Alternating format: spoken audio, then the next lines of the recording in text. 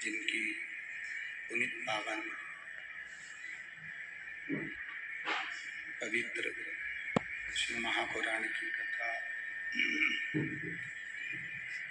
श्रवण करने का सौभाग्य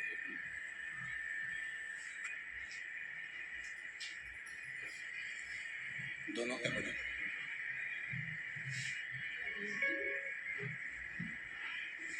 भगवान देवाधिदेव महादेव की कृपा से, करुणा से भगवान शिव की पवित्र पुण्यमय आनंदमय शिव महापुराण की कथा श्रवण करने का सौभाग्य प्राप्त हुआ है।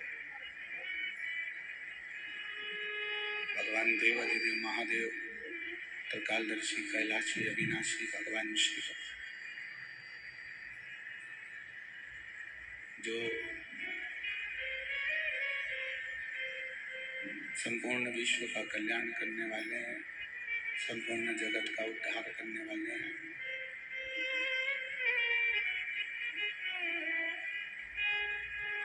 ब्रज की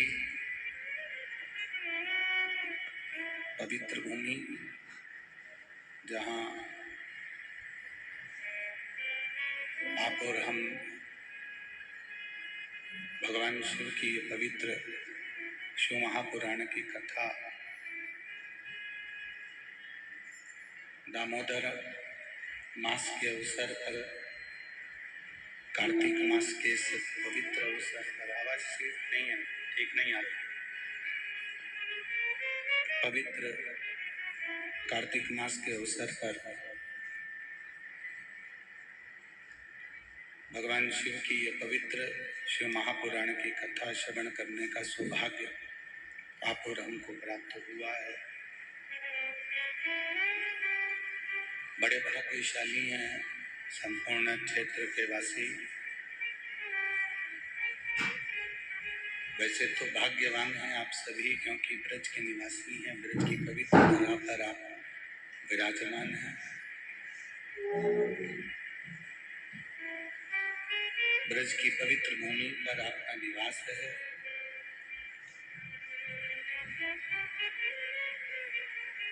पर ये दामोदर मास के अवसर पर, ये कार्तिक मास के अवसर पर जो ये पवित्र शिव महापुराण की कथा आप सुन रहे हैं, श्रवण कर रहे हैं,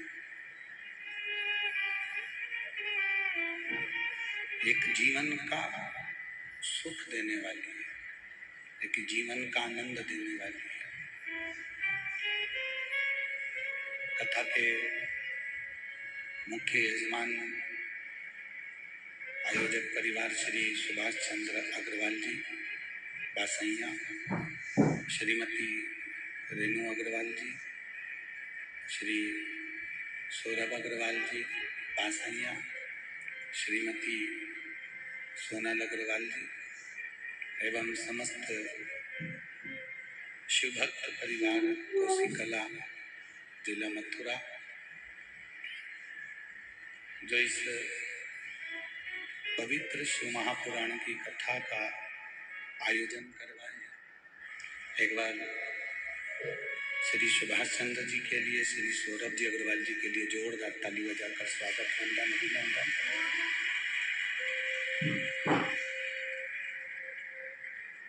भक्ति और मुक्ति का साधन है शिव महापुराण की कथा।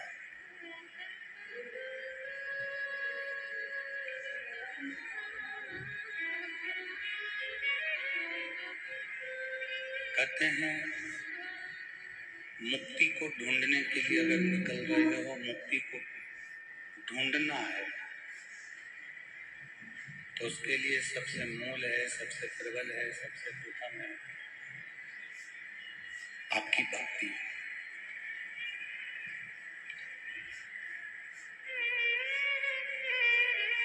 हृदय में अगर भक्ति नहीं है, हृदय में भक्ति का निवास नहीं है, हृदय में भक्ति विराजमान नहीं है, तो मुक्ति भी सरलता से मिलती नहीं।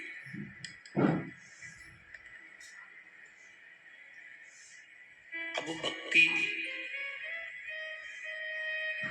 आप जिसकी करना चाहें, हम कभी भी ये दबाव नहीं दिए इस व्यासपीठ से, कभी आपको ये नहीं कहा कि आपको शंकर मंदिर ही जाना जरूरी है, आपको राम मंदिर ही जाना जरूरी है, आपको कृष्ण मंदिर ही जाना जरूरी है।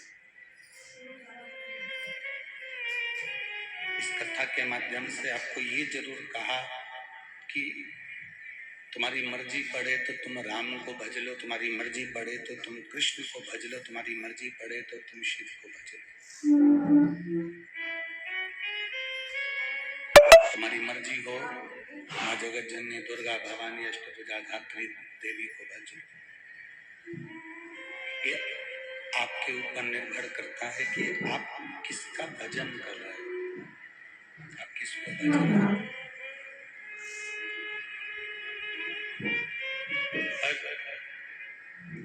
शिव कथा कहती है कि भजन करना तो ऐसा करना, भक्ति करना तो ऐसी करना कि मुक्ति के समय पर, प्राण त्यागने के समय पर कोई दूसरे का स्मरण आए ना आए, कोई दूसरा याद आए ना आए, और प्राण त्यागने के समय पर वो मेरा डमरूधर, मेरा शिव, मेरा राम, मेरा कृष्ण, मेरा बांके बिहारी का स्मरण आपकी चित्त वृत्ति में जरूर आए।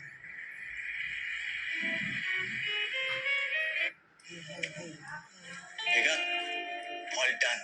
अच्छा, what about मच्छरों से protection? 1, 2, 3, 4 इनविजिबल मच्छरदानी तैयार। That's all? All out all night एक अनोखी इनविजिबल मच्छरदानी, सिर्फ 4 स्प्रे और मच्छर all out 12 घंटे देगा। That's all out all night. As usual, we're open to any suggestions.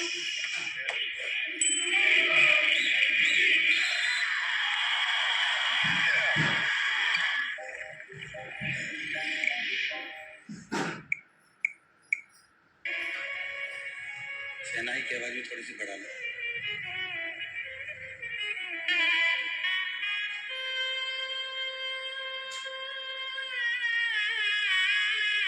वो आपके स्मरण में आना चाहिए कि अंत समय प्रभु आना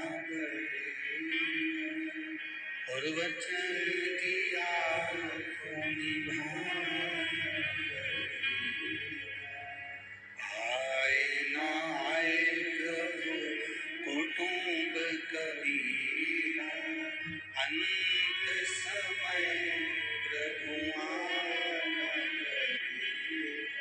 वचन दिया तो निभाना। अंतिम समय में जब हम प्राणों को त्याग रहे हैं,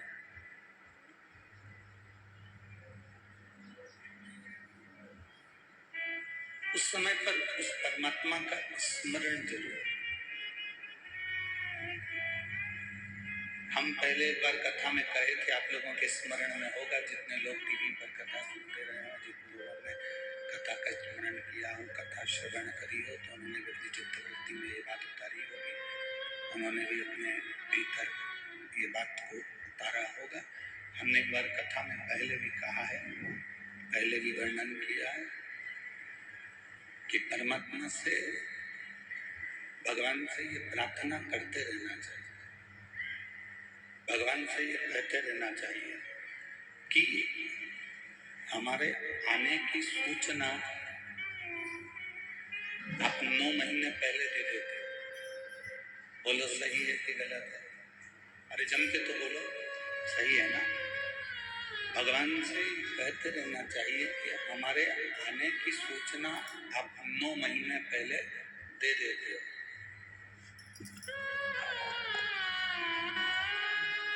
भोलेनाथ, आने की सूचना अगर आप 9 महीने पहले देते हो तो आपसे प्रार्थना केवल इतनी सी है कि हमारी जाने की सूचना कम से कम 5 मिनट पहले तो दे देना, तो कम से कम हम आपका नाम ले सके।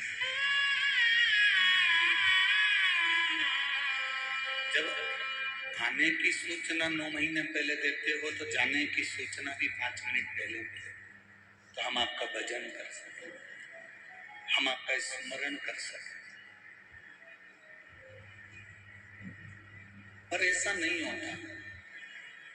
आने की सूचना भले तुमको 9 महीने पहले मिल जाए, पर जाने की सूचना 5 मिनट पहले, 2 मिनट पहले, 1 मिनट पहले नहीं मिलती है। प्राण पखेरु कब उड़ जाए, कब चले जाए, इसका कोई ठिकाना। शायद इसलिए रामकृष्ण परमहंस जी से स्वामी विवेकानंद जी ने प्रश्न किया था कि भगवान का भजन कब करना चाहिए, तो रामकृष्ण परमहंस जी ने स्वामी विवेकानंद जी से कहा था कि मरने के 1 मिनट पहले भगवान का भजन करना चाहिए।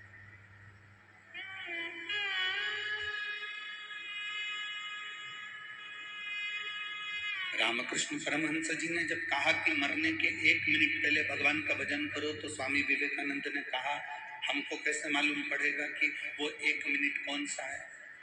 तो रामकृष्ण परमहंस जी ने कहा जब आपको मरने का पहले का 1 मिनट नहीं मालूम, तो हर मिनट में, हर क्षण में भगवान का नाम जपते रहो, ना जाने कौन सा मिनट आखिरी हो, कौन सा क्षण आखिरी हो, कौन सा पल आखिरी हो, कौन सी घड़ी आखिरी। इस शरीर को और समय को परमात्मा को दे दो। शरीर भी भगवान को दो और समय भी परमात्मा। जब शरीर और समय ये दोनों भगवान को दे दोगे, ये शरीर और ये समय अगर आपने परमात्मा को दे दिया, तो शरीर भी उसका हो गया और समय भी उसका।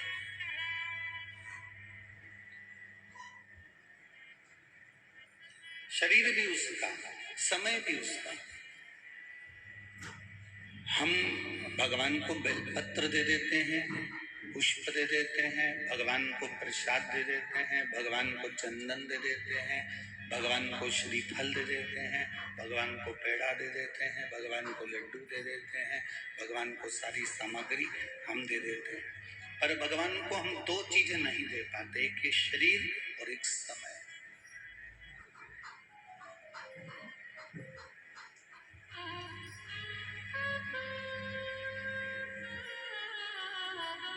ये शरीर और ये समय यदि हमने भगवान को देना प्रारंभ कर लिया, तो ये समझ लें कि शरीर अगर उसका है तो वो वापरेगा, प्रयोग करेगा तो अच्छे से रखेगा। इस शरीर में कोई रोग वो नहीं दे सकता। हमने क्योंकि शरीर उसको दे दिया, हमने शरीर दान कर दिया, शरीर उसको दे दिया। ये शरीर अगर हमने उसको दिया तो उसका प्रयोग वो सही तरीके से करेगा, और समय भी यदि हमने उस परमात्मा को दे दिया, समय भी उस भगवान को दे दिया, तो समय को भी वो संभाल कर रखे। शरीर और समय ये व्यर्थ ना जाने में, इसको व्यर्थ ना निकाले कि अंत समय प्रभु आना वचन दिया तो आए ना आए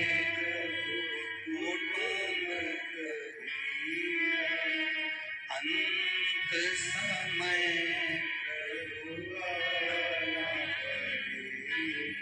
वचन दिया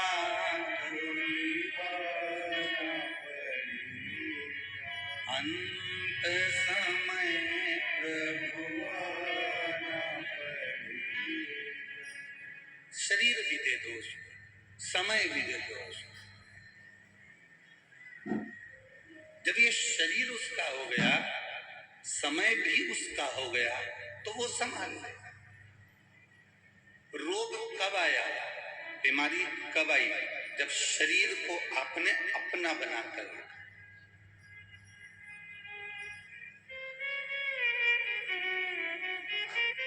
जिस समय आपने शरीर को परमात्मा का बना दिया, जिस समय आपने कह दिया कि ये भगवान का है, फिर कोई सोचना नहीं। अच्छा ईमानदारी से बोलो, ये ब्रज में कुछ मंदिर ऐसे हैं जहां पर भगवान कृष्ण के मोर पंख की पूजन होती है, बोलो है कि नहीं? अरे जम के तो बोलो। आप जाएंगे तो अटल्ला चुंगी के पास में एक मंदिर है जहां पर भगवान के मोर पंख की पूजन होती है। उससे आगे बढ़ेंगे तो वहां एक मंदिर है जहां पर भगवान की बंसी की पूजन होती है। अब आप लोग मथुरा में या वृंदावन में कभी गए हों, वृंदावन की अटल्ला चुंगी के पास में आप लोग पहुंचे हों, तो ऐसे ऐसे मंदिर हैं जहां भगवान के मोर पंख की पूजन हो रही है, जहां भगवान की बंसी की पूजन हो रही है, जहां भगवान के सुंदर छड़ी की पूजन हो रही है, जहां भगवान के सुंदर वस्त्र की पूजन हो रही है। सांप अगर निकलता है तो लोग उसकी भी पूजन करते हैं क्योंकि वो भगवान शंकर के आभूषण है। डमरू मिलता है तो हम डमरू की पूजन करते हैं क्योंकि वो भगवान शंकर के हाथ में रखा हुआ है। त्रिशूल मिलता है तो त्रिशूल की पूजन करते हैं क्योंकि त्रिशूल भगवान के हाथ में है। भगवान का स्पर्श बंसी का हुआ तो बंसी पूजा गई। भगवान का स्पर्श मोरपंख का हुआ तो मोरपंख पूजा गया। भगवान का स्पर्श छड़ी का हुआ तो छड़ी पूजा गई। भगवान का स्पर्श पीतांबर पर हुआ तो पीतांबर पूजा गया। भगवान का स्पर्श सांप पर हुआ तो सांप पूजाने लगा। डमरू का स्पर्श हुआ भगवान का तो डमरू पूजाने लगा। त्रिशूल का स्पर्श हुआ भगवान का तो त्रिशूल पूजाने लगा। शिव महापुराण की कथा कहती है भगवान के करीब में बंसी आई तो बंसी पूजा गई। भगवान के करीब में मोर पंख आया तो मोर पंख पूजा गया। भगवान के करीब में पीतांबर आया तो पीतांबर पूजा गया। भगवान के करीब में जब मोर पंख बंसी जो जो भगवान के करीब में आया वो पूजा गया। भगवान के करीब में सांप आया, सांप पूजा गया। भगवान के करीब में डमरू आया, डमरू पूजा गया। भगवान के करीब में त्रिशूल आया, त्रिशूल पूजा गया। और भगवान के करीब में जब एक इंसान आ जाता है तो इंसान भी पूजा जाता है।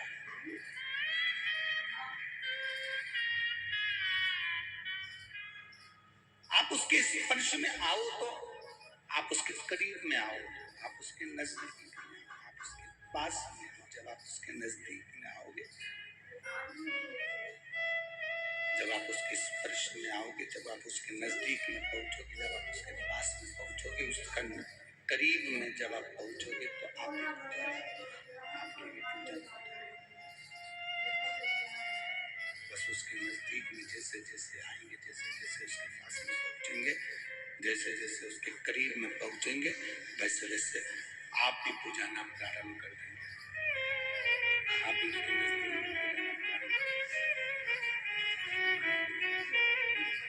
करीब में आओगे और पूजा।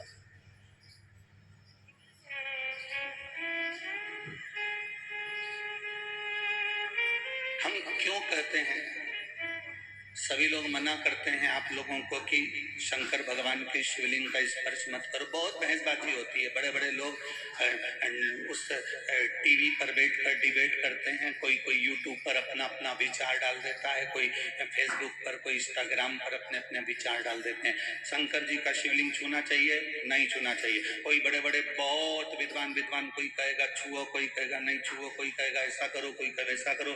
कई लोग विरोध भी करेंगे कि शंकर जी के चढ़ा हुआ जल मत पियो, कोई कहेगा शंकर जी का शिवलिंग का स्पर्श मत करो, कोई कहेगा बेलपत्री चढ़ी हुई ना खाओ। ये आपके ऊपर निर्भर करता है।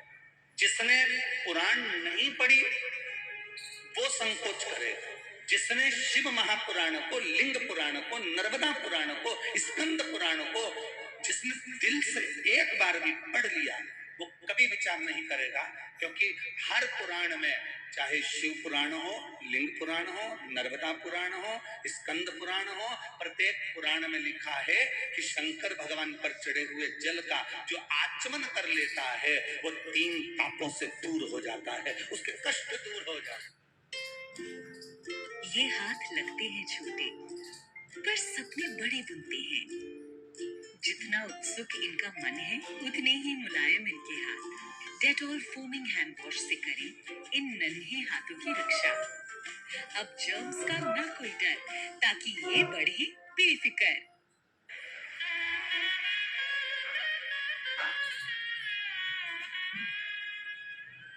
मेडिकल पे से दवाई लेकर खाओगे, कितनी भी खा लो, असर नहीं करने वाला। डॉक्टर लिखेगा और डॉक्टर की लिखी हुई दवाई खाओगे तो 5 दिन की दवाई लिखेगा और 3 दिन में ठीक कर देगा। बोलो सही है कि गलत है? जम के बोलो जरा। आप बाजार से कोई सी भी दवाई खरीद कर, साहब मेरा सिर दुख रहा है, देना साहब मेडिकल वाले ने दवाई निकाल कर दे दी, साहब मेरा पेट दुख रहा है, मेडिकल वाले ने दवाई निकाल कर दे दी। एक दवाई व्यक्ति खाता है कि बाजार से ली और खा ली, और एक दवाई वो होती है जो डॉक्टर के पास जाओ, डॉक्टर को अपना शरीर दिखाओ और शरीर दिखाकर कहो डॉक्टर साहब मेरा पेट दुख रहा है, डॉक्टर साहब मेरी छाती दुख रही, डॉक्टर साहब मेरा सिर दुख रहा है, डॉक्टर साहब जांच कर कर दवाई लिखेंगे। वो दवाई तुम खाओगे तो 3 दिन में, 4 दिन में, 5 दिन की दवाई लिखी, 15 दिन की दवाई लिखी। डॉक्टर को मालूम है कि रोग कितने दिन में खत्म होगा, उस हिसाब से डॉक्टर कह देता है कि 15 दिन की ले जाओ, 5 दिन की ले जाओ, 3 दिन की ले जाओ, 8 दिन की ले जाओ। ये डॉक्टर को मालूम है कि कितने दिन में तुम्हारा रोग ठीक हो सकता है। एक दवा वो होती है जो तुम खुद अपने मन से खरीद कर खा लेते हो, और एक दवा वो होती है जो डॉक्टर लिखता है, उस लिखी हुई दवा को खाते हो। बाजार से अपने मन से ली हुई दवा खाओगे तो किडनी और लीवर ये दोनों उस दवाई से डैमेज होते चले जाते हैं, क्योंकि तुम अपने मन से लेकर खा रहे हो। जो मिल गई खा लिया, सिर दर्द तक खा लिया, पेट दर्द तक खा लिया। एक दवाई वो होती है जो तुम अपने मन से लेकर खाते हो, और एक दवा वो होती है जो डॉक्टर लिख कर देता है, खाते हो।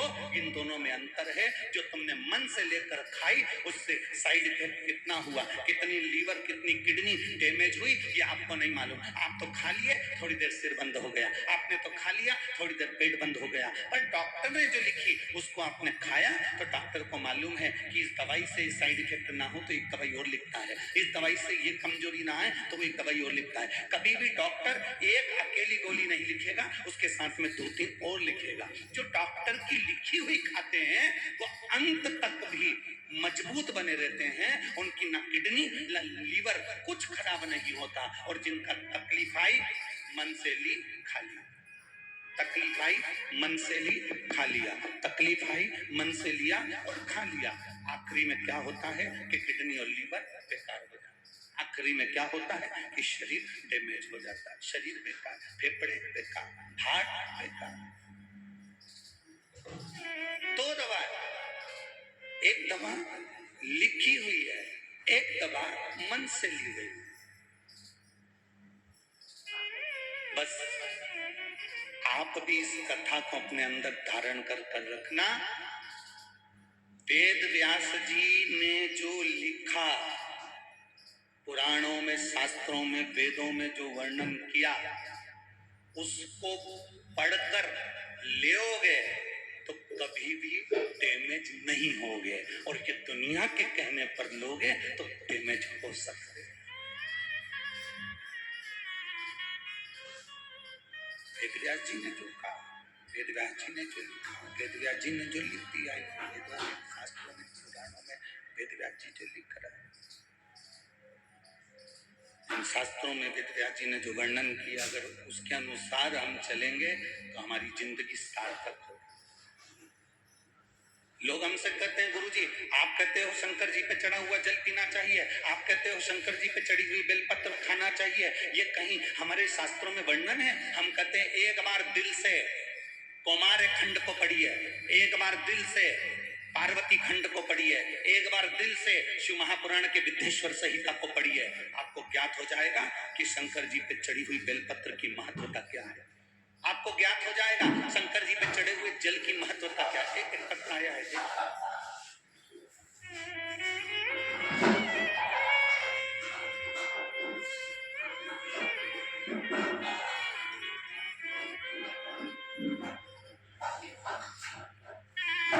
ज्योति गौतम, राजेश गौतम मथुरा से कहीं बैठे हो तो हाथ हिलाइएगा।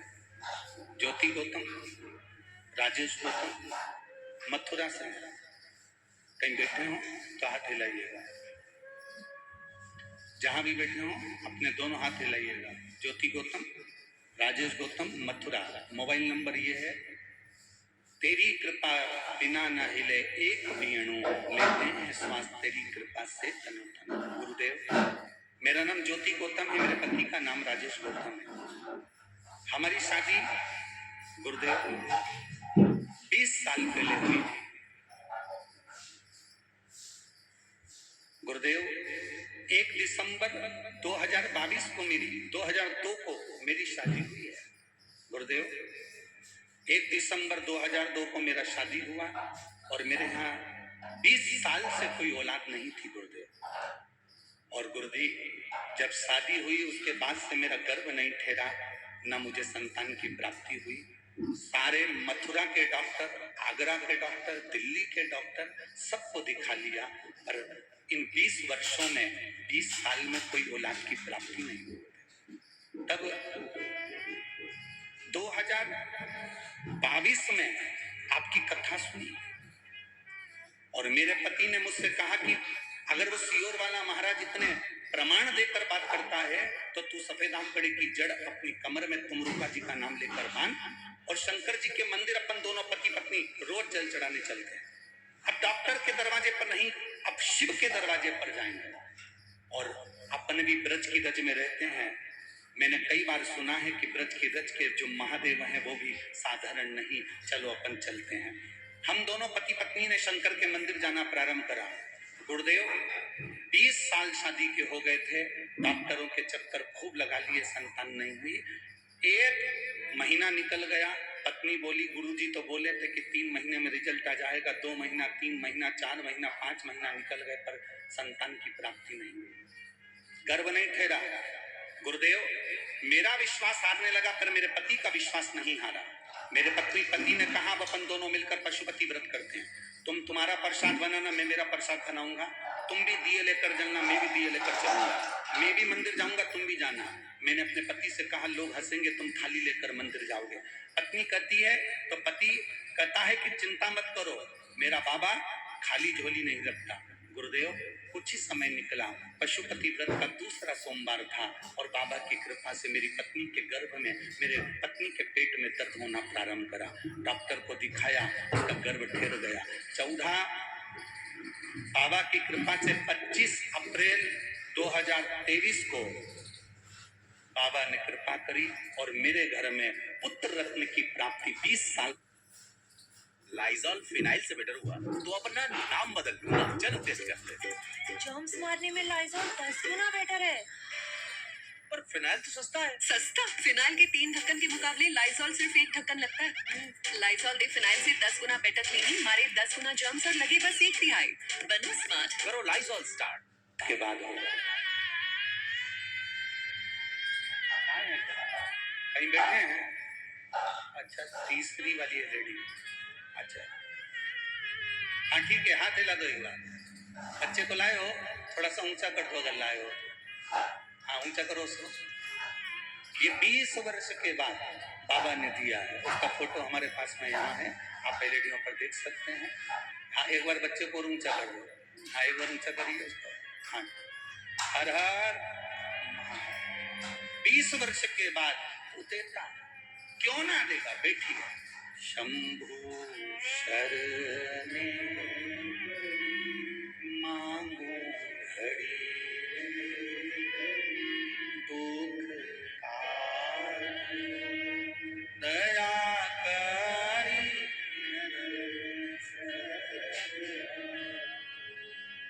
उनसे निवेदन है, जो 20 साल के बाद लाला हुआ है उसको लेकर व्यासपीठ पर आए, थोड़ी सी जगह कर आप जरूर पहुंचे। हर हर शिव है, वो घड़ी है, शंकर। आप उसका स्मरण, आप उसका भजन, आप उसका कीर्तन, आप उसका मंत्र जाप, आप उसका नाम जाप। जिस दिन आप पहचान गए कि वेद व्यास जी ने जो लिखा है, जिस दिन आप जान गए कि वेद व्यास जी ने जो वर्णन किया है, वेद व्यास जी जो लिखे वो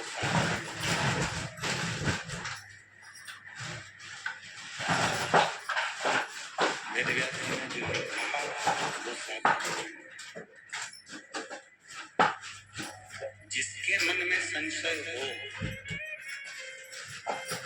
क्या शंकर भगवान को जल चढ़ाने का फल मिल सकता है? अभी आपको कथा में कहा ये शरीर और ये समय तो शंकर जी को दे दो। क्या क्या चीज देना है? बोलो, जम के बोलो जरा। शरीर और समय। ये शरीर भी उसको दो।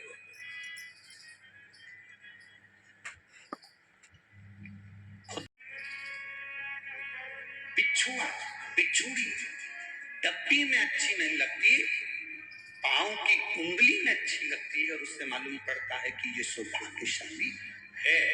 उसी तरह ये शरीर पलंग पर पड़ा हुआ, घर में पड़ा हुआ, दुकान पर पड़ा हुआ, चौराहे पर पान की दुकान पर खड़ा हुआ, या हॉस्पिटल में पड़ा हुआ, होटलों पर पड़ा हुआ, कहीं अच्छा नहीं लगता। ये शरीर एक जगह पर अच्छा लगता है, अगर वो कथा के पंडाल में पड़ा हुआ है और बैठा हुआ है तो अच्छा लगता है। ये में खड़ा हुआ है तो अच्छा लगता है।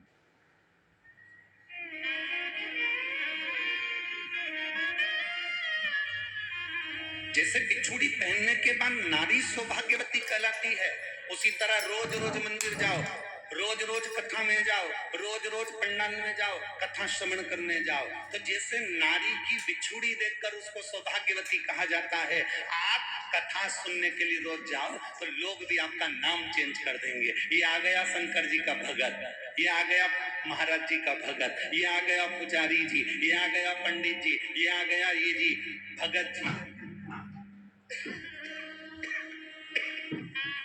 लोग आपका नाम चेंज कर।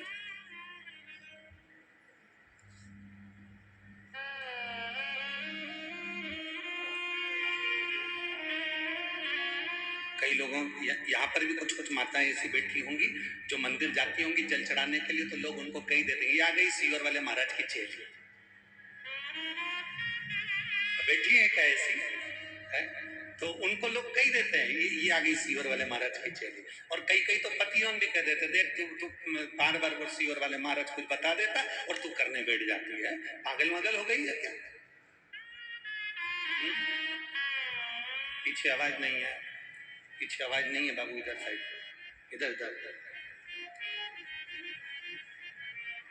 कह दे रहे महाराज। अब बिछुड़ी पहन लेने पर मालूम पड़ जाता है कि आप सौभाग्यवती हो। डब्बी में बिछुड़ी अच्छी नहीं लग रही है, पाँव में अच्छी लग रही है, चौराहे पर खड़े हुए आप अच्छे नहीं लग रहे हो, पलंग पर पड़े हुए आप अच्छे नहीं लग रहे हो, 24 घंटे घर के पलंग पर पड़े रहो तो अच्छे नहीं लग रहे हो। आप जब कथा के पंडाल में जाएं, शिव के द्वार पर जाएं, शंकर जी को एक लोटा जल समर्पित करने के लिए जाएं, तब समझना कि आप शंकर के हो गए। ये शरीर और समय ये तुमने शिव जी को दे दिया, अब शरीर और समय शिव का हो गया तो वो उसको साथ देना, फिर वो साथ देना, उसको साथ देना। हेल्दी खाती हूँ, एक्सरसाइज करती हूँ, फिर भी अक्सर थकान रहती है। सिर्फ तुम में नहीं, इंडिया के 80% लोगों में विटामिन्स और मिनरल्स की कमी होती है। सिर्फ हेल्दी खाना नहीं, रिवाइटल एच विमेन लो, जो दे 28% ज्यादा energy. Revital H women. Isn't it annoying when you get ads between your videos, like a mosquito gets between your peaceful sleep? But now, 1, 2, 3, 4, and mosquito net is all set. Here ends the mosquito stress, and so does this ad. अच्छा समय आपने दिया है तो अच्छा समय वो भी दे।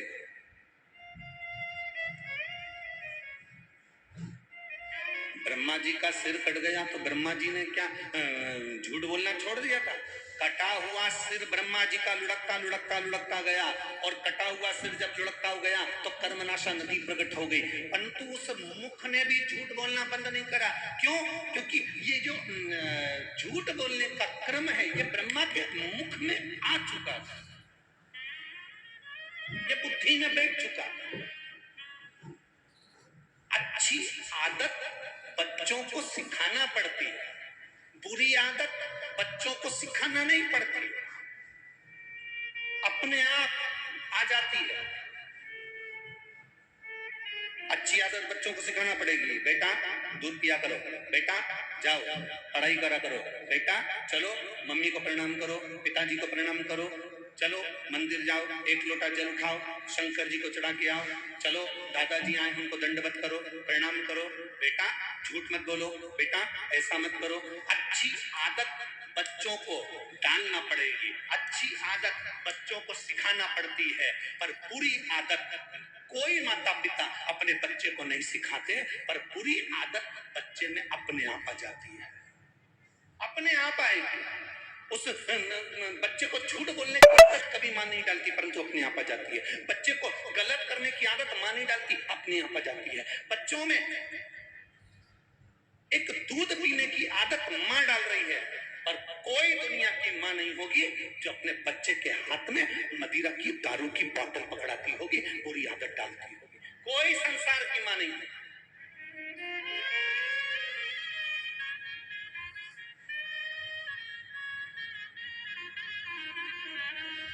कितना कितना विचित्र। अभी एक बार कहीं कथा चल रही थी और वहां पर कोई शंकर भगवान की कोई यात्रा जा रही थी। उस यात्रा में गाना बज रहा था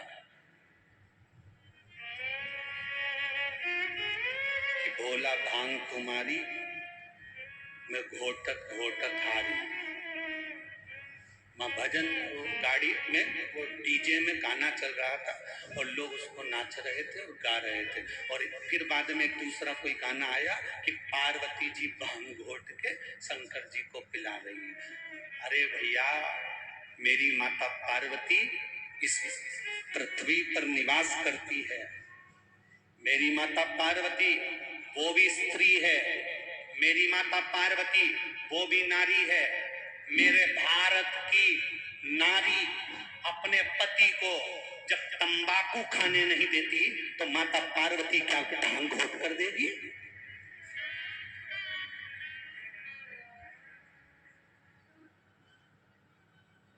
पति अगर तंबाकू भी खाता है तो अपनी पत्नी के सामने नहीं खाता, चुपचाप।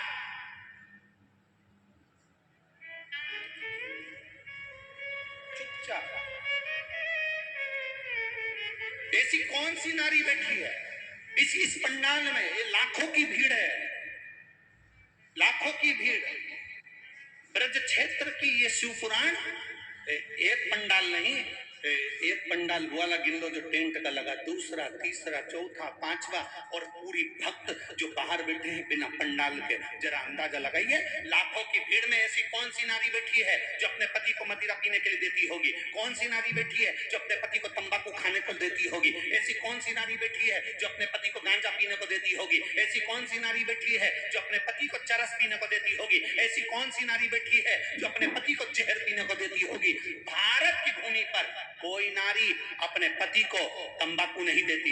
भारत की भूमि पर कोई नारी अपने पति को मदिरा पीने को नहीं देती। भारत की भूमि पर कोई नारी अपने पति को गांजा पीने को नहीं देती।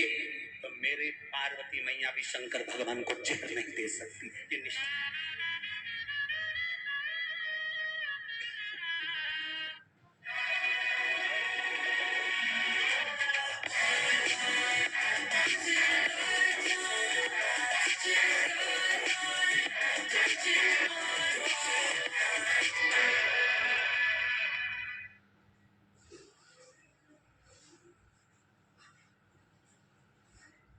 For me, it's the little things in everyday life that I cherish the most. The ease, the comfort, and the warmth. Parvati ji भी नहीं बोली। गलत फहमी में जी रहे हो आप कि शिव जी नशा करते हैं या भगवान शंकर नशे में डूबे रहते हैं या भगवान शंकर नशा करते हैं। बहुत गलत फहमी में जी रहे हो। शिव का नशा क्या है? काम बन के कामेश्वर महादेव के मंदिर जाना और वहां की पूरी लीला का स्मरण करना। कौन कौन गया है कामबन?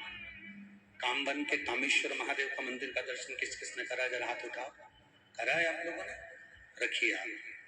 कामवन के कामेश्वर महादेव के मंदिर का कभी दर्शन करिएगा। और कामवन के कामेश्वर महादेव का मंदिर कहता है ब्रज की रज में वनों में श्रेष्ठ कामवन, काम्य वन, जो सबसे बड़ा वन ब्रज का सबसे बड़ा वन वही माना गया काम्य वन। कामेश्वर महादेव का वर्णन कर रहा है।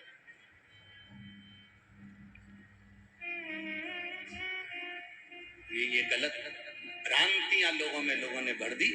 शंकर जी तो भांग पीते हैं, शंकर जी तो गांजा पीते हैं, शिव जी का फोटो बना दिया चिलम लगाते हुए, शंकर भगवान का फोटो बना दिया भांग घोटते हुए, शंकर भगवान का फोटो बना दिया माता पार्वती के साथ भांग का लोटा लिए हुए। ये गलत, तुम्हारी सोच से परे है। ये चित्र बनाने वाला कुछ भी बनाए, उस चित्र की मूलता नहीं है, क्योंकि मेरा महादेव कभी नशा नहीं करता। अगर वो नशा करता है तो कभी कामवन में जाकर देखना कामेश्वर महादेव को, जहां पर माता पार्वती जी भगवान शंकर के सम्मुख में कामवन की उस धरा पर ब्रज के श्रेष्ठ वन में, काम्य वन में, कामवन के अंदर मां पार्वती जी तप करने के लिए बैठ गई।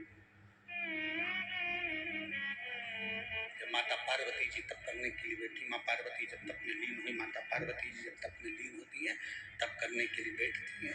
जब तप में माता पार्वती जी डूब जाती हैं, जब तप में माँ पार्वती जी बैठ जाती हैं, देवादिदेव महादेव उनको ढूंढने के लिए निकलते हैं।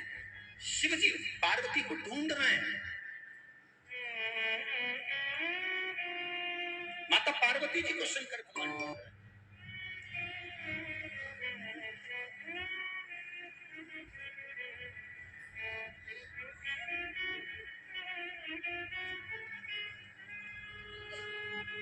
तो वो कहते हैं हरि गोरा ढूंढ ढूंढ के हारी, और नहीं मिलते त्रिपुरारी।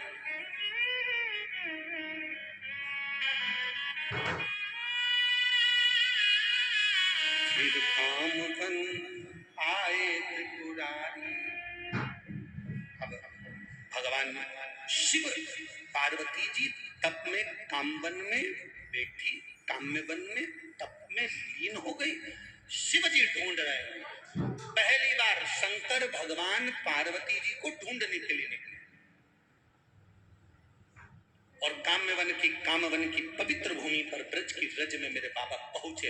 माँ जगत जननी को ढूंढते ढूंढते तो क्या देखते हैं कि माता तप साधना में लीन है, समाधि में लीन है। माँ तप में डूबी हुई है, समाधि में डूबी हुई है, तप साधना में डूबी हुई है। माँ तप साधना में लीन बैठी, माँ ढूंढ बैठी। शिव जी ने देखा पार्वती को, पूछा क्या कर रही हो?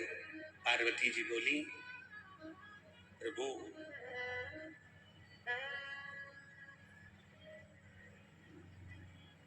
चौबीस घंटे आप नेत्र बंद करके बैठे रहते हो, किसकी आराधना करते हो, किसका भजन करते हो, किसका स्मरण करते हो, वो मुझे जानना है। इसलिए मैं इस कामवन में आई हूं। कामवन में मेरी कामना पूरी करी है और मुझे बताओ कि आप किसकी अर्चना कर रहे हो, किसका भजन कर रहे हो। शंकर भगवान बोले इतनी सी बात पूछने के लिए तुझे कामवन में आने की जरूरत क्या है? नहीं, मेरी कामना है जो आपको पूरी करना पड़ेगी। शिव जी ने कहा इस ब्रज के जो आदिष्ट देव हैं भगवान कृष्ण, उनकी मैं आराधना करता और कृष्ण मेरी भक्ति में और मैं कृष्ण की भक्ति में डूबा रहता हूं। पर प्रभु कृष्ण तो राधा का भी स्मरण करते हैं और राधा कृष्ण का स्मरण करती है। कृष्ण राधा का स्मरण करते हैं और राधा कृष्ण का स्मरण करती हैं। मुझे केवल इतना सा जानना है कि वो राधा तत्व है क्या? वो राधा है क्या?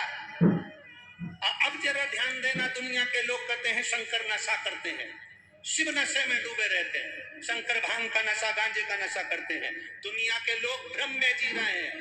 भगवान शंकर जैसे ही पार्वती जी ने पूछा कि राधा तत्व क्या है, राधा नाम क्या है, राधा संबोधन क्या है, बेलपत्र हो नाम। पर इतना जरूर याद रखना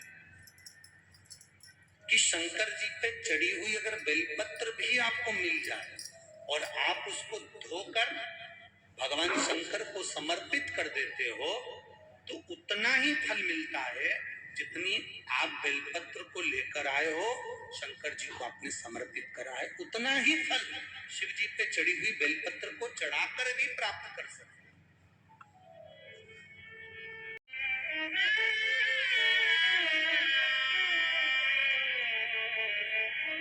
गुरुजी, मेरा परिवार लॉकडाउन 2020 से आपकी कथा श्रवण कर रहा है। इसमें नाम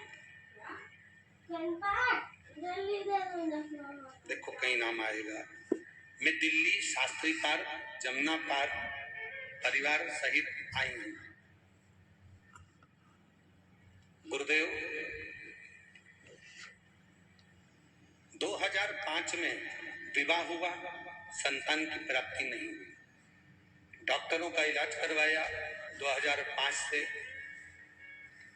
पर कोई संतान की प्राप्ति नहीं हुई। लोग हमारी हंसी करते थे, आड़ा टेढ़ा करते थे, पांच तक संबोधन कर देते थे। डॉक्टरों के अनुसार मेरे गर्भ में टीबी का रोग भी हो गया था। उन्होंने मुझे गर्भ में टीबी का रोग बता दिया था, जिसका इलाज भी चला। संतान कभी नहीं होगी, ये डॉक्टरों ने कहा था।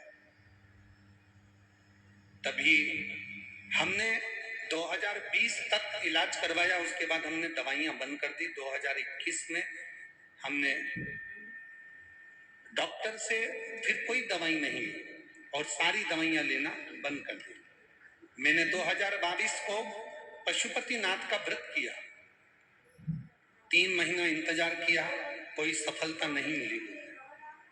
आप हमेशा व्यासपीठ से कहते हो कि पशुपति व्रत करने वाले को 3 महीने में फल मिलता है, पर गुरुदेव मैंने 2022 में पशुपतिनाथ का व्रत किया, सफलता नहीं मिली। मैं 3 महीने इंतजार करती रही। तब मेरा आस और विश्वास दोनों टूट गया। तभी मेरी भाभी ने मुझसे कहा, दीदी मेरे गर्भ में बच्चा है और डॉक्टर ने मेरे गर्भ में जो बच्चा है वो मुझे 2 बच्चे बताए, आप ले लेना उसमें से एक बच्चा। परंतु दूसरी बार जब सोनोग्राफी करी गई तो गर्भ में एक ही बच्चा था, जो मेरी भाभी ने मुझसे कह दिया था, दीदी अब मैंने मुंह से बोल दिया है तो मैं आपको दे दूं। भाभी ने संतान देने का नियम लिया और प्रण किया कि मैं तुम्हें दे दूंगी, और भाभी ने अपनी संतान मुझे दे दी।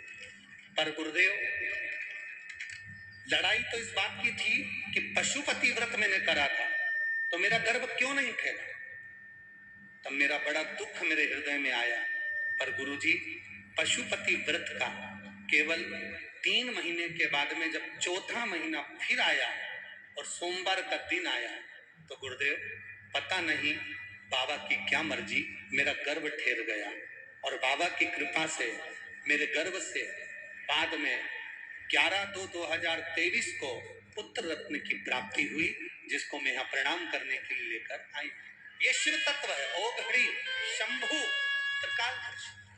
शिव कथा कहती है, आप अगर एक बेलपत्र भी शंकर जी को समर्पित कर रहे हैं, एकमात्र एक बेलपत्र,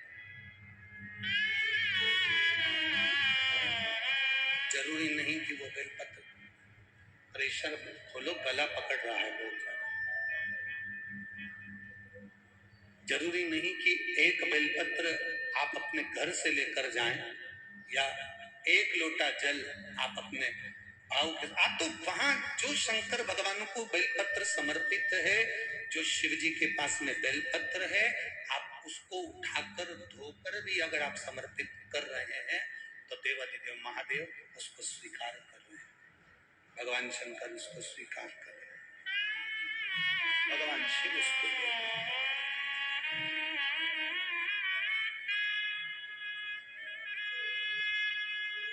बस निर्मल मन सो मोही। आपका मन, आपका भाव, आपका हृदय जितना शुद्ध होगा, जितना निर्मल होगा, जितना श्रेष्ठ होगा, भगवान को मिलने में उतनी देरी नहीं होगी, वो तुरंत मिल जाएगा। महाराज, बात आप लोगों से कहना चाहेंगे, ब्रज की धरा पर भाग्य बताने वाले ढेर मिलेंगे तुमको। कोई तोता लेकर बैठा रहेगा तो तोता भाग्य बता देगा, किसी किसी मेले में तो गधा भी भाग्य बता देता है। देखा है आप लोगों ने कि नहीं देखा? अरे बोलो तो जम के। तो गधा भी जाकर खड़ा हो जाता है तो भाग्य बता देता है, तोता भी भाग्य बता देता है। कहीं कहीं ढेर मिलेंगे जो 24 घंटे तुम्हारा भाग्य बता देंगे। परशु महापुराण की कथा कहती है, भाग्य बताने वाले बताएंगे, और जो भाग्य में होना है वो तुम्हारे सामने तो कोई बताए चाहे ना बताए, तुम्हारे सामने तो वो आएगा ही जो तुम्हारे भाग्य में लिखा हुआ होगा। पर इतना जरूर है, भाग्य बताने वाले ढेर मिल सकते हैं, और भाग्य बनाने वाला तो केवल एक देवाधिदेव महान, केवल एक शिव के सिवा, भगवान शंकर के सिवा कोई भाग्य बनाने वाला नहीं हो सकता। शंकर के सिवा भाग्य बनाने वाला दुनिया में कोई नहीं हो सकता। केवल अगर होगा तो मेरा देवाधिदेव महादेव, मेरा शिव ही होगा, केवल शिव। क्या देगा क्या ना देगा ये उसके ऊपर निर्भर करता है। देखा, सृष्टि की रचना भगवान ब्रह्मा जी के कहे और शिव जी ने कहकर सृष्टि की रचना कर हृदय से दक्ष को प्रकट किया। माता प्रसूति और दक्ष का मंगल विवाह,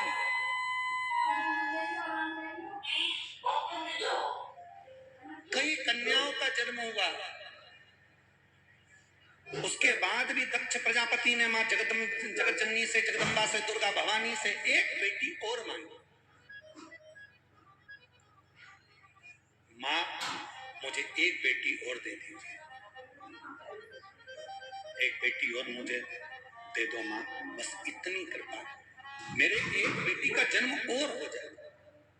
देवी मैया प्रकट होकर बोली कि तेरे घर में इतनी सारी बेटियों का जन्म हो गया, इतनी सारी बेटियां तेरे घर में जन्म ले ली, और तू एक बेटी और मंग रहा। 60 कन्याओं का जन्म पहले हो चुका, उसके बाद एक कन्या और मंग रहा।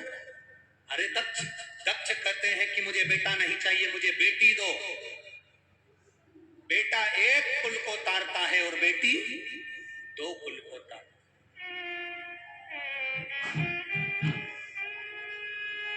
बेटी 2 कुल को तारती है, पर दुख कब होता है? एक पिता, एक माँ कब रोती है? एक माता पिता की आंख में आंसू कब आता है? एक माता पिता के नैनों में जल कब आता है? कब रोते हैं माता पिता?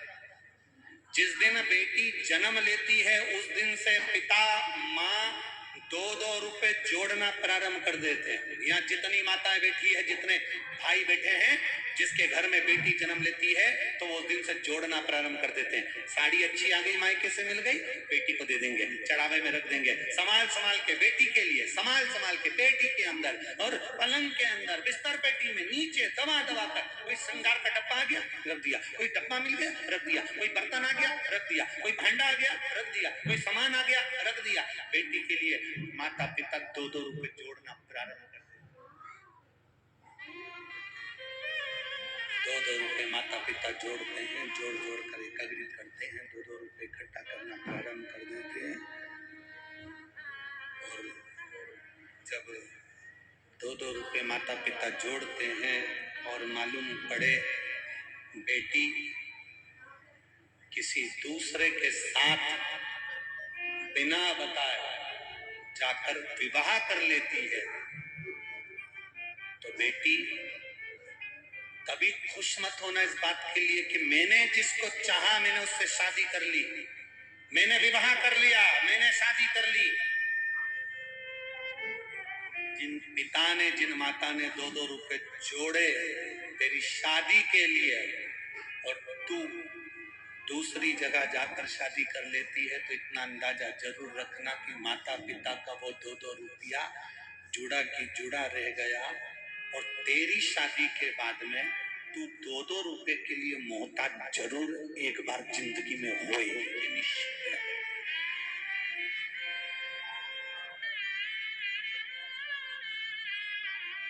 महापुराण की कथा कहती है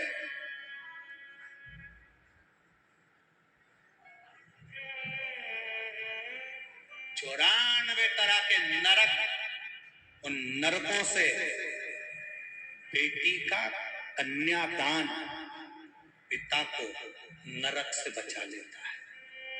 जो पिता दिन भर दुकान पर बैठता है, नौकरी करता है, सर्विस करता है, व्यापार करता है और कुछ गलत बोल देता है, झूठ बोल देता है, कुछ गलत तरीके से कमा कर ले आता है, कुछ गलत तरीके से बोल कर ले आता है, कुछ गलत तरीके से प्राप्त कर लेता है।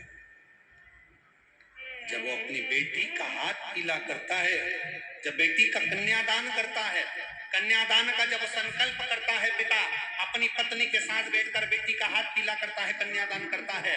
पिता अपनी दुकान पर बैठकर नौकरी में, सर्विस में, व्यापार में, व्यवसाय में कितना भी छल करा हो, बेईमानी करा हो, कपट करा हो, झूठ बोला हो, पिता ने अपने बच्चों को परवरिश करने के लिए कितना भी झूठ बोला होता है, पर जब बेटी का कन्यादान बाप करता है, जब कन्यादान का संकल्प छूटता है, हाथ में से पिता का जल छूटता है, उस समय पर कन्यादान करते समय, बेटी का कन्यादान करते समय बाप सारे नरकों से मुक्त हो जाता है और पिता नरक नहीं भोगता।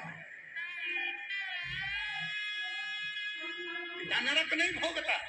बेटी का कन्यादान करने वाला बाप कभी नरक में नहीं जाता।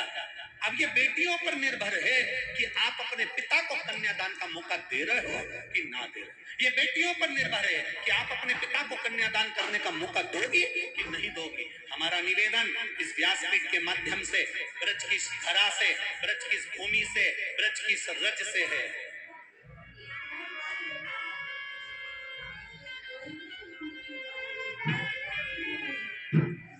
आप अच्छे कॉलेज में पढ़ो, अच्छे स्कूल में पढ़ो, माता पिता जैसे कपड़े तुम पहनना चाहते हो वैसे कपड़े तुम्हारे माता पिता तुम्हें दिलवाते हैं। पिता की औकात नहीं, फिर भी वो हिम्मत कर कर तुम्हें पढ़ने के लिए दिल्ली, आगरा भेज देता है, मथुरा भेज देता है। पिता की सामर्थ्यता नहीं, फिर भी वो बड़े से बड़े कॉलेज में तुम्हारा एडमिशन करा देता है और इस विश्वास पर भेजता है कि मेरी बेटी मेरा नाम करेगी। मेरा बेटियों से निवेदन है, तुम कितने भी अच्छे कॉलेज में पढ़ना, कितनी अच्छी एजुकेशन लेना, और निवेदन है अपने पिता को कन्यादान का मौका जरूर देना, जरूर। अपने पिता को कन्यादान का मौका जरूर, उसको कन्यादान करने का। वो पढ़ो, खूब पढ़ो।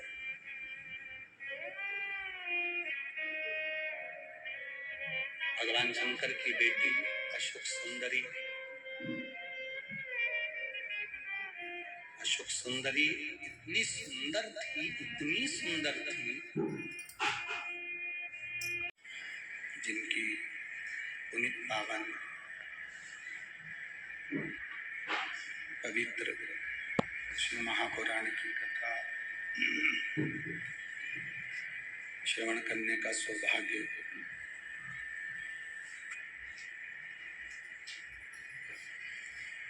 दोनों का बड़ा।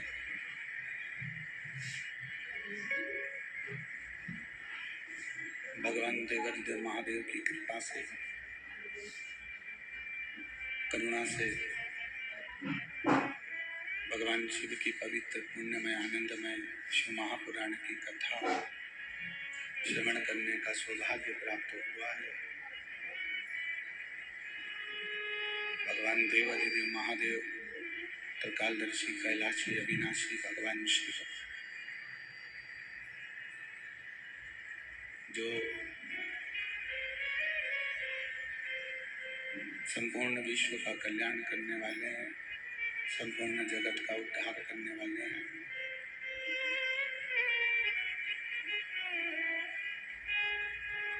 ब्रज की पवित्र भूमि जहाँ आप और हम भगवान शिव की ये पवित्र शिव महापुराण की कथा दामोदर मास के अवसर पर, कार्तिक मास के इस पवित्र अवसर पर, आवाज ठीक नहीं है, ठीक नहीं आ रही,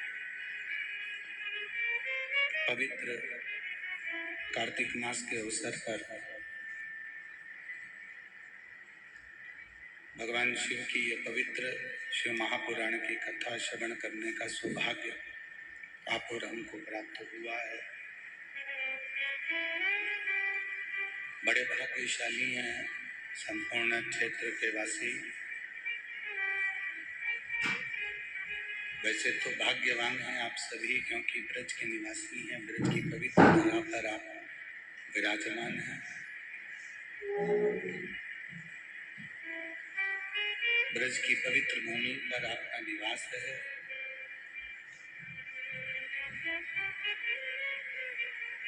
पर ये दामोदर मास के अवसर पर, ये कार्तिक मास के अवसर पर जो ये पवित्र शिव महापुराण की कथा आप सुन रहे हैं, श्रवण कर रहे हैं, एक जीवन का सुख देने वाली है, एक जीवन का आनंद देने वाली है। कथा के मुख्य यजमान आयोजक परिवार श्री सुभाष चंद्र अग्रवाल जी बासैया, श्रीमती रेणु अग्रवाल जी, श्री सौरभ अग्रवाल जी बासैया, श्रीमती सोनल अग्रवाल जी एवं समस्त शिवभक्त परिवार कौशिकला जिला मथुरा जो इस पवित्र शिव महापुराण की कथा का आयोजन करवाए। एक बार श्री सुभाष चंद्र जी के लिए, श्री सौरभ जी अग्रवाल जी के लिए जोरदार ताली बजाकर स्वागत वंदन अभिनंदन।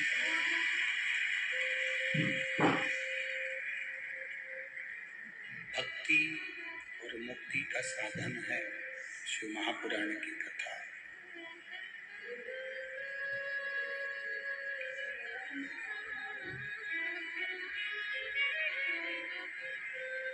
कहते हैं मुक्ति को ढूंढने के लिए अगर निकल रहे हो, मुक्ति को ढूंढना है,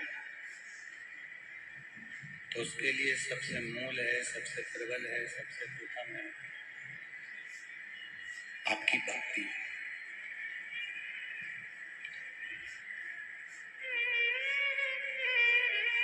हृदय में अगर भक्ति नहीं है, हृदय में भक्ति का निवास नहीं है, हृदय में भक्ति विराजमान नहीं है,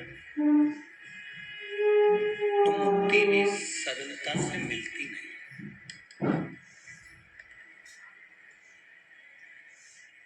अब भक्ति आप जिसकी करना चाहें,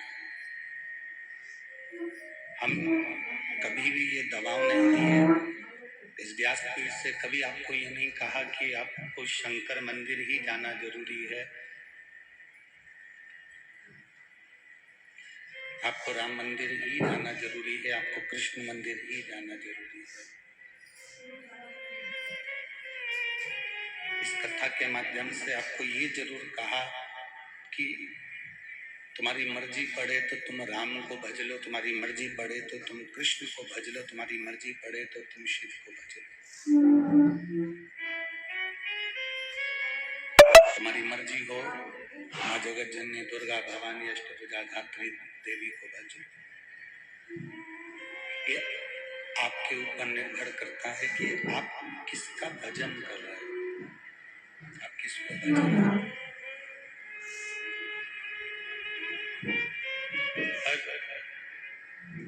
शिव कथा कहती है कि भजन करना तो ऐसा करना, भक्ति करना तो ऐसी करना कि मुक्ति के समय पर, प्राण त्यागने के समय पर कोई दूसरे का स्मरण आए ना आए, कोई दूसरा याद आए ना आए, पर प्राण त्यागने के समय पर वो मेरा डमरूधर, मेरा शिव, मेरा राम, मेरा कृष्ण, मेरा बांके बिहारी का स्मरण आपकी चित्त वृत्ति में जरूर आए।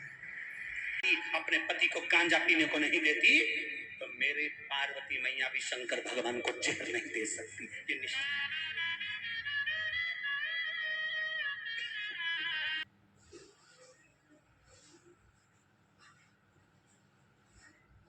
For me, it's the little things in everyday life that I cherish the most. The ease, the comfort, and the warmth. Parvati ji भी नहीं दे, गलत फहमी में जी रहे हो। अपने पति को गांजा पीने को नहीं देती तो मेरे पार्वती मैया भी शंकर भगवान को जहर नहीं दे सकती। ये निश्चित।